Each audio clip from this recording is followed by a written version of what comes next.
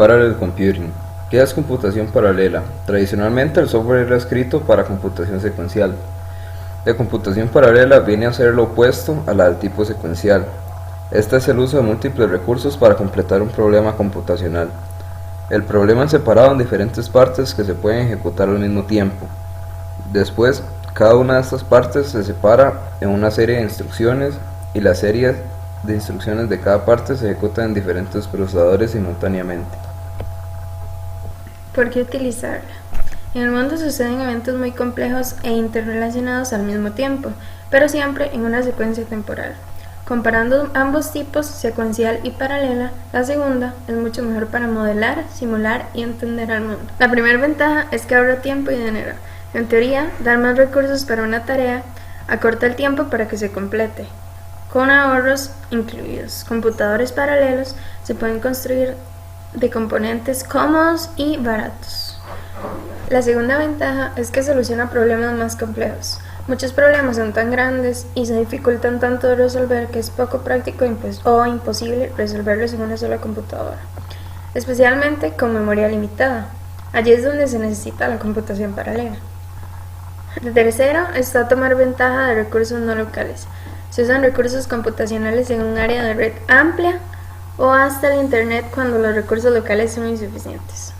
Y computadoras modernas, inclusive laptops, poseen arquitectura paralela con procesadores de múltiples núcleos. El software en paralelo es orientado específicamente para hardware en paralelo, con múltiples núcleos, hilos, etc. Este es el más utilizado actualmente. Taxonomía clásica de Flynn.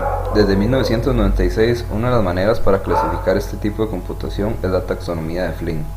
Esta distingue computadores de arquitectura multiprocesador de acuerdo a cómo se puedan clasificar, ya sea por transmisión de instrucciones o transmisión de datos. Cada una de estas posee dos estados, simple o múltiple. El primer tipo de computación paralela, de acuerdo a Flynn, es única instrucción y de estado múltiple, donde todas las unidades de procesamiento ejecutan la misma instrucción en un reloj de ciclo dado. Cada unidad de procesamiento puede operar en diferentes datos. Es recomendado para problemas caracterizados por una gran necesidad de estar siendo constantemente regulados. El segundo es de múltiples instrucciones y de estado simple, donde cada unidad de procesamiento opera los datos independientemente, una transmisión de un solo dato alimentada por muchas unidades de procesamiento. Y por último, el tercero es de múltiples instrucciones y de tipo múltiple, donde cada procesador puede ejecutar diferentes instrucciones. Las ejecuciones pueden ser o no sincronizadas. Actualmente es el tipo más común de computación paralela. Límites y costos de la computación paralela. La ley de Amdahl establece que la potencia de aceleración de un programa es definida por una fracción de código que puede ser paralelizado. Si ningún código se puede paralelizar, no hay aceleración. Si todo el código es paralelizable, la aceleración en teoría es infinita. Y si solo la mitad se puede, el código correrá el doble de rápido. La complejidad. En general, aplicaciones en paralelo son mucho más complejas. No solo tienen múltiple transmisión de instrucciones, sino también tienen datos pasando entre ellos. El costo de la complejidad se mide dependiendo de los aspectos del software, como el diseño, el código, el debugging, mantenimiento y la afinación. La portabilidad. Todos los problemas de portabilidad para programas secuenciales aplican para programas paralelos. Los sistemas operativos juegan un rol importante en el tema de la portabilidad.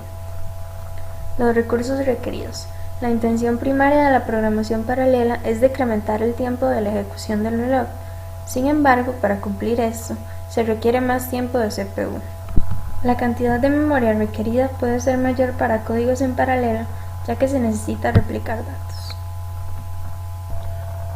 Para los computadores existen tipos de memoria, como lo está la memoria compartida, donde todos los procesadores tienen acceso a toda la memoria como un espacio global.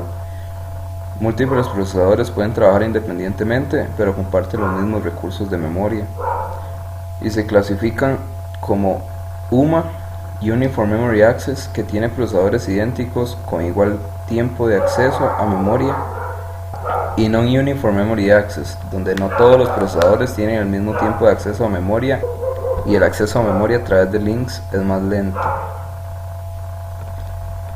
Una ventaja que tiene este sistema es que compartir información entre tareas es rápido y uniforme por la proximidad de los CPUs, pero el mismo tiene una desventaja, la cual es la falta de escalabilidad entre memoria y CPU, ya que al agregar CPUs se incrementa el tráfico entre la memoria compartida y el CPU. También existe la memoria distribuida, que se caracteriza porque cada procesador tiene su propia memoria local, y cuando un procesador requiere acceso a datos en otro, es tarea del programador establecer cómo y cuándo estos se comunicarán. Algunas de las ventajas de este sistema de memoria recaen en que la cantidad de memoria aumenta proporcionalmente con el número de procesadores, y también que estos pueden acceder de manera rápida a memoria. El programador es responsable de muchos detalles asociados a la transferencia de datos entre procesadores, además de que los datos no son locales, toma más tiempo de acceso y por eso estos son algunas desventajas.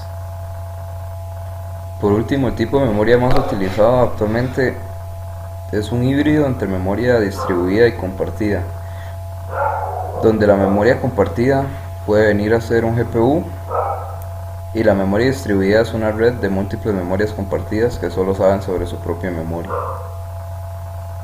El incremento en la escalabilidad es muy importante, pero este sistema incrementa la complejidad para el programador, lo que hace de esto una desventaja. Tipos de computación paralela. Primera, paralelismo a nivel de instrucción. Un programa de ordenador es una secuencia de instrucciones ejecutadas por un procesador.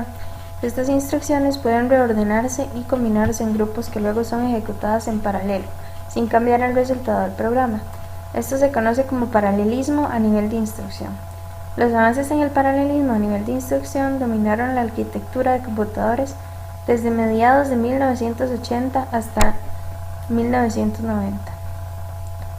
Los procesadores modernos tienen pipeline de instrucciones de varias etapas. Cada etapa en el pipeline corresponde a una acción diferente que el procesador realiza en la instrucción correspondiente a la etapa. El ejemplo canónico de un procesador segmentado es un procesador RISC con 5 etapas. La primera, pedir instrucción; segunda, decodificar; tercera, ejecutar; cuarta, acceso a la memoria; y escritura, la quinta. El procesador Pentium 4 tenía un pipeline de 35 etapas. Además del paralelismo a nivel de instrucción del pipelining, algunos procesadores pueden ejecutar más de una instrucción a la vez. Estos son conocidos como procesadores superescalares. Las instrucciones pueden agruparse juntas solo si no hay dependencia de datos entre ellas. El scoreboarding y el algoritmo de Tomasulo son dos de las técnicas más comunes para implementar la ejecución fuera de orden y la paralelización a nivel de instrucción. 2. Paralelismo de datos. Es el paralelismo relacionado a programas con ciclos que se centra en la distribución de los datos entre los diferentes nodos computacionales que deben tratarse en paralelo. La paralelización de ciclos conduce a menudo a secuencias similares de operaciones, no necesariamente idénticas, o funciones que se realizan en los elementos de una gran estructura de datos. Las dependencias de terminación de ciclo evitan la paralelización de ciclos. El tercer tipo es el paralelismo de tareas, que es la característica de un programa paralelo en la que cálculos completamente diferentes se pueden realizar en cualquier conjunto igual o diferente de datos. Esto contrasta con el paralelismo de datos, donde se realiza el mismo cálculo en distintos o mismos grupos de datos. Durante muchos años la computación paralela se ha aplicado en la computación de altas prestaciones, pero el interés en ella ha aumentado en los últimos años debido a las restricciones físicas que impiden el escalado en frecuencia. La computación paralela se ha convertido en el paradigma dominante de la arquitectura de computadores, principalmente en los procesadores multinúcleo. Sin embargo, recientemente el consumo de energía de los ordenadores paralelos se ha convertido en una gran preocupación. Los ordenadores paralelos se pueden clasificar según el nivel de paralelismo que admite su hardware. Los ordenadores multinúcleo y multiproceso tienen varios elementos de procesamiento en una sola máquina, mientras que los clusters, los MPP y los grids emplean varios ordenadores para trabajar en la misma tarea. Los programas de ordenador paralelo son más difíciles de escribir que los secuenciales porque la concurrencia introduce nuevos tipos de errores de software. siendo las condiciones de carrera los más comunes. La comunicación y la sincronización entre las diferentes subtareas son típicamente las grandes barreras para conseguir un buen rendimiento de los programas paralelos. Por último está el paralelismo a nivel de bit. Desde la integración a gran escala como tecnología de fabricación de chips de computadora en la década de 1970 hasta 1986, la aceleración en la arquitectura de computadores se lograba duplicando el tamaño de la palabra en la computadora, la cantidad de información que el procesador puede manejar por ciclo. El aumento del tamaño de la palabra reduce el número de instrucciones que el procesador debe ejecutar para realizar una operación en variables cuyos tamaños son mayores que la longitud de la palabra. Por ejemplo, cuando un procesador de 8 bits debe sumar dos enteros de 16 bits, el procesador primero debe adicionar los 8 bits de orden inferior de cada número entero con la instrucción de adición. A continuación, añadir los 8 bits de orden superior utilizando la instrucción de adición con acarreo que tiene en cuenta el bit de acarreo de la adición del orden inferior. En este caso, un procesador de 8 bits requiere dos instrucciones para completar una sola operación, en donde un procesador de 16 bits necesita solo una instrucción para poderla completar.